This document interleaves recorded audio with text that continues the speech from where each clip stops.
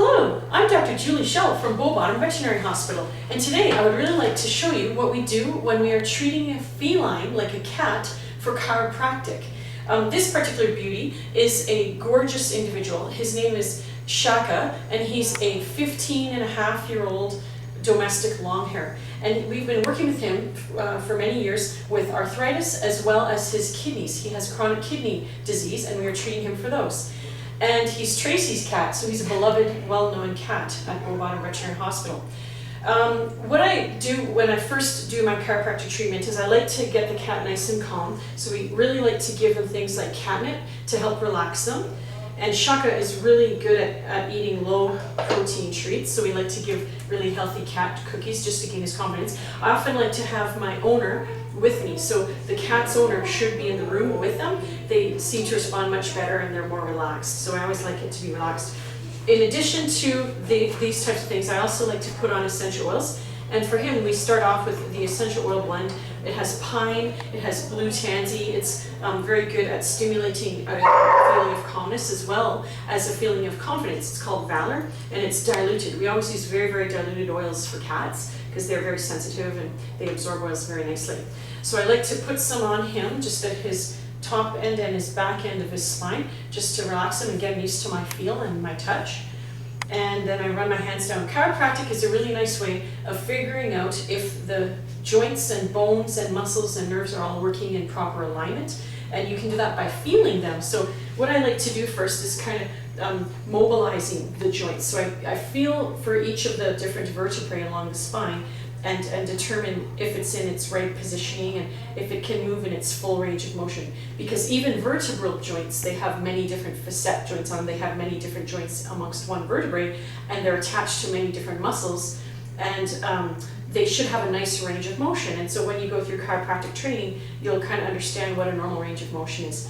A cat is a very tiny animal. It's like the equivalent of a human infant. And so we're very, very delicate with our adjustments and with our mobilizations and with our palpations, because it's like feeling a newborn baby. And it's not a very dramatic episode when you feel and when you do the chiropractic. It's very like delicate. I rarely hear things like crick, crack, creak. Like sometimes in human chiropractic, you'll hear like a lot of noises, a lot of crepitus, and a lot of like popping sounds when you do chiropractic. But in an animal, like a cat, they are so small, so I hardly ever hear things. I feel things, and so that's the beauty of doing this over and over and over again and getting lots of experience. You'll be able to feel for the right range of motion. And so the first ones that I do is I just go along the spine, and I like to get him at all different ranges. Sometimes I'm sitting down, sometimes the cat's on a bench, sometimes the cats are on a blanket below. It's important to be as comfortable as you can as a chiropractic practitioner, because we do this very, very often, and we want to be as comfortable as the cat is so that we can get a really good feel for things. And so it's just a matter of feeling the joint play, we call it, all along his spine. This morning when I was petting him and doing a physical exam on Shaka, I felt that his tail had some adhesions in it. It wasn't a very nice, freely moving tail. So I did some adjustments on his tail earlier this morning, and I'll show you what that's all about. I'm just going along his back, and when you feel the places that feel in a poor range of motion, that's when you do a manipulation, and that's the other term for a chiropractic procedure. And so right now he has like his 9th thoracic vertebrae is definitely kind of not moving in its full range. So just going to give him a little adjustment there. So that's all it is. It's high velocity, low amplitude thrust to get that gap junction open, and you are releasing tissue adhesions, you're improving blood flow, decreasing pain, stimulating the nerves, and that's very important for total health. And he's being really He's very relaxed. Isn't he awesome? Yeah.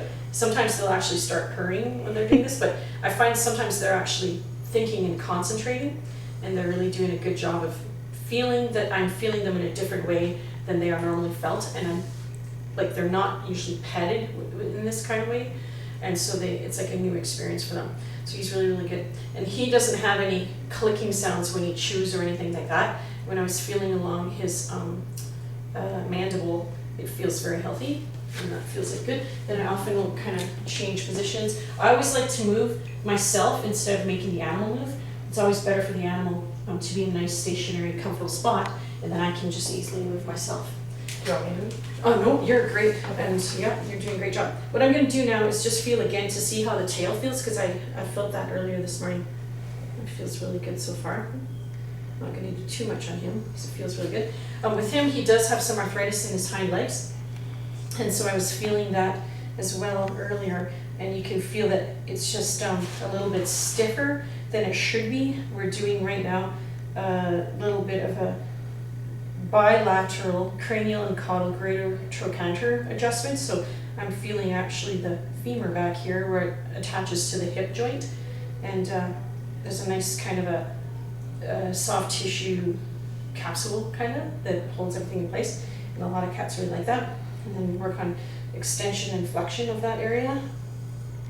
It means right in. I rarely get bitten when I'm doing this procedure. Oh good, he's eating his treats. The cats don't mind it, like even when I do acupuncture in combination with the chiropractic, they actually really enjoy it. Don't you know? Fortunately, he still has his claws. A lot of cats this age back, like 15, 20 years ago, veterinarians were very commonly decline cats. We don't do that anymore, it's not needed. And fortunately, he still has his claws, yet I can feel that there is some little bits of adhesions, and the joints of his toes are not moving as they should. So we were just doing a little bit of chiropractic readjustments that way. I basically do the same to the other side. So it's not really much to see, it's more of a feely thing, like I can feel what I'm doing right now. If we're ever doing too much of a firmness and the animals are objecting it, then I hold back a little bit and I realign other areas and adjust other areas. I never like to adjust through a painful area. I always do x-rays if I feel there's something really major. Before we do a chiropractic, we always like to do a set of x-rays just to be sure we know what we're dealing with, and that's really good.